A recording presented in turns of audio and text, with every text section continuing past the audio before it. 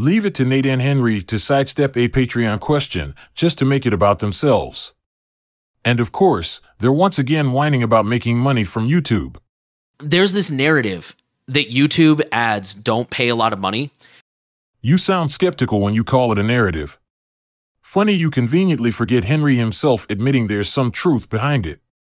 But here's where I'm mixed. YouTube Premium pays creators better than ads.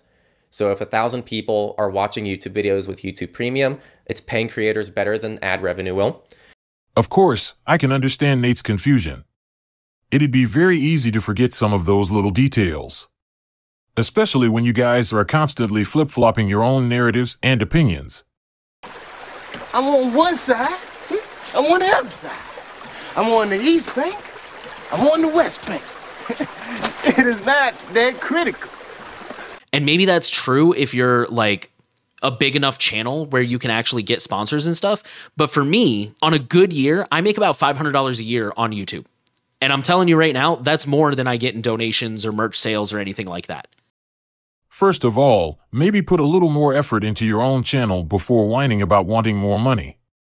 As it stands, most of your effort is going to Surveillance Report, and you hardly ever upload to your own channel.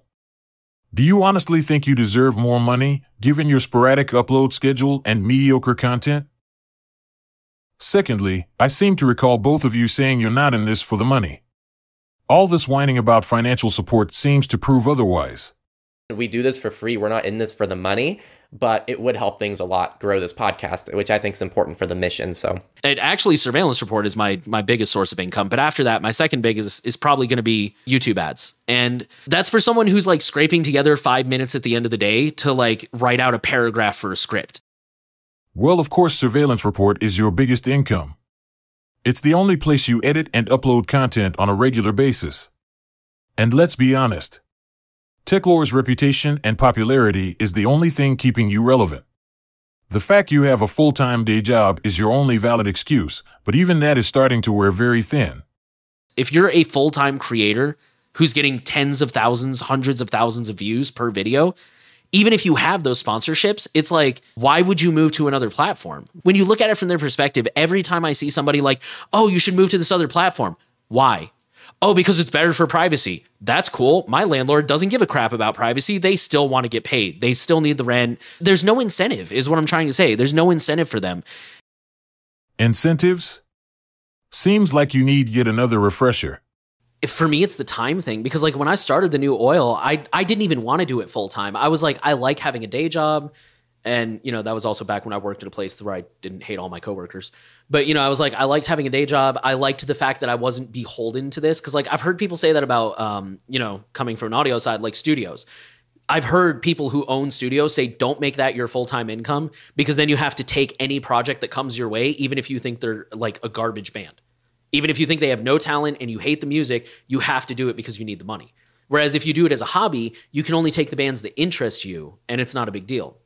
Unless you're like Andrew Wade and you can just do whatever the hell you want. But, you know, and that's how I was with the new oil, is like, I didn't want to do it full time because I was like, hey, there's no conflict of interest. I can turn down anybody I want. That's exactly what a day job is for. The days of just casually uploading videos to YouTube and raking in ad revenue money are long gone. If ad revenue is so important, then by your own argument, platforms like Patreon, Ko-fi, and OnlyFans shouldn't even exist. There definitely are good incentives. Your problem is you don't like them. What you're crying about is financial incentives. If you're going to whine about something, at least have the balls to specify what you're complaining about. If making money is your priority, go cry to Surfshark or Raid Shadow Legends for a sponsorship deal. From a creator perspective, I think that's what's interesting about Nebula, is that they do actually have that monetization model in place. Whereas everything else that people keep trying to come up with, it's like there's a moral reason to join it, but there's no practical reason. Sounds like Nate is unintentionally saying that content creators have no morals, which would be the most honest thing anyone has ever said on Surveillance Report. But I wouldn't have that many reservations about buying a brand new Google Pixel from the Google Store. Because to me, I'm using my money to send a message to Signal that I like their hardware business. I like their business that doesn't inherently involve data collection and just ads. you're not feeding into the ad revenue world if you're paying for YouTube Premium. It's not just about YouTube and Google.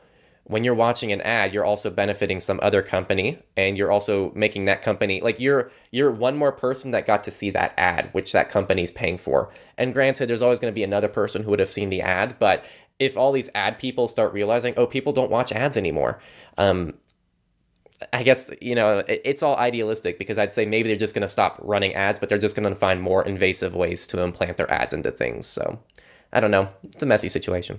Funny how YouTube will complain about YouTube's lack of morals, but creators aren't expected to have any, as long as you're getting paid.